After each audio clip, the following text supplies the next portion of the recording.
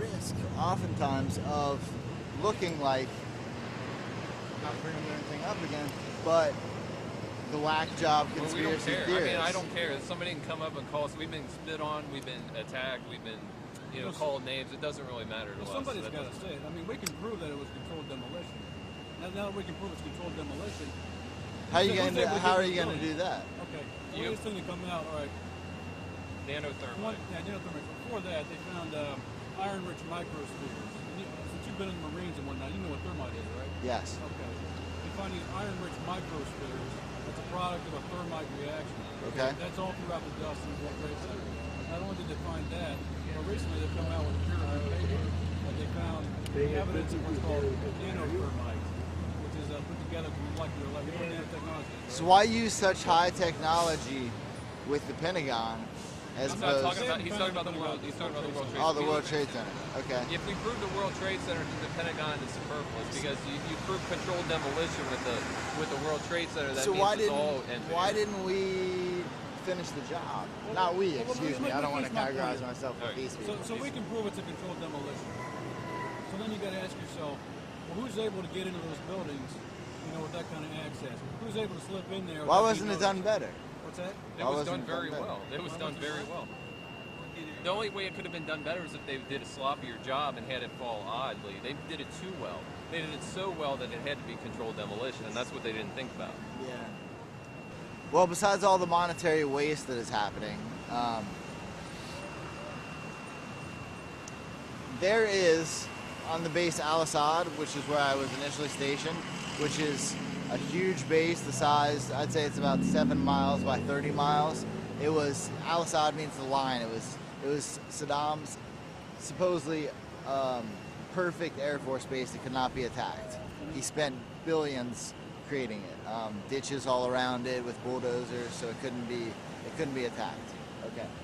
So once we overran it, this place now, where you would think we're over there, and the common media perception is that we're over there doing something good. You can go any night and see Army taking water aerobics, which they're going to tell you that's for R&R. There's water aerobics going on. There is Pizza Hut over there. There is, there's very little war being fought. There is money being spent and money being made. So, I guess, from your knowledge, how did at least most of, the people you know and you knew in the military still know, how did they feel about just, Iraq and Afghanistan or just the entire war on terror in general? Because Ron Paul actually got the most military contributions than any other candidate, so just from your perspective, did you see, that sort of trend, people just being sick and tired of it? We just want out. The only reason that I can't speak so much for the Army, but for the Marines, the only reason they want to go over there is for the money, because you get paid more than double. Yeah, and they have families to support. Most of them, are high school grads, don't have a lot of cash. They know they're not going to be in a lot of danger. That's the only reason they want to go over there. They're not going over there to defend the country. So, from your perspective, because there is no defense of the country happening over there. And one of the reasons we're out here about 9/11 is we're worried that, what if they set off weapons of mass destruction in the United States? I mean, if they're willing to do 9/11 and blow a big hole in the middle of New York, what else are they willing to do? I mean, these military contractors or these defense contractors, I mean, are they loyal to the United States? I mean, these guys should be brought up for treason. No, they are not. And I will give you an example. We would have to check out these contractors because they didn't have clearances. Some were American, some were just Iraqis who worked on our base and would go leave base after work and live in their hut. And we would search randomly their vehicles when they came on in person. And you would be blown away by how they would bring, they weren't allowed to bring cell phones on the base because they could communicate, intel off of base. They would hide them in their air filters of their vehicles. They would hide them in any place you could imagine to get intel off of U.S. bases. So this is something you've seen firsthand. Absolutely, yeah. there was a caller that called into a radio show. She got back from Iraq. She was in IT. She said that the contractors, the foreigners, were actually shelling the base, one of the bases that she was at. Oh yeah, that happens. I'll leave you with one last thought, and this is firsthand experience. There's an MOS, which basically means a job in the Marine Corps, called counterintelligence.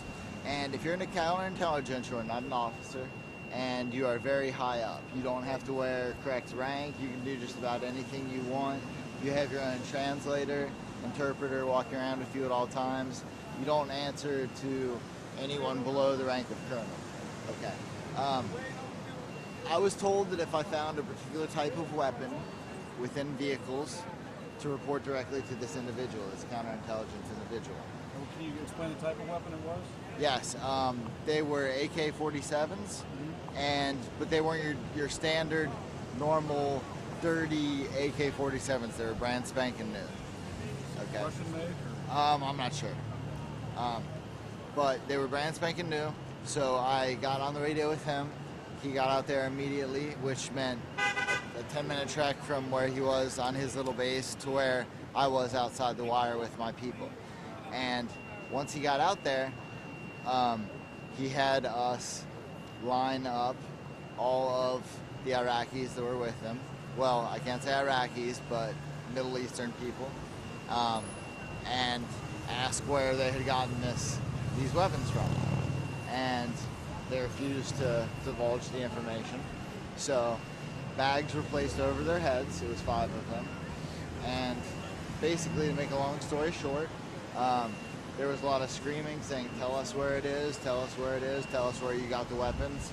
And once they refused, a gunshot was fired into the air, and a Middle Eastern gentleman was punched in the stomach and pushed down a hill to simulate for the others the fact that one of their buddies had died, so that they would start talking. What did they talk? They talked, whether or not it was true, whether it was to save their life,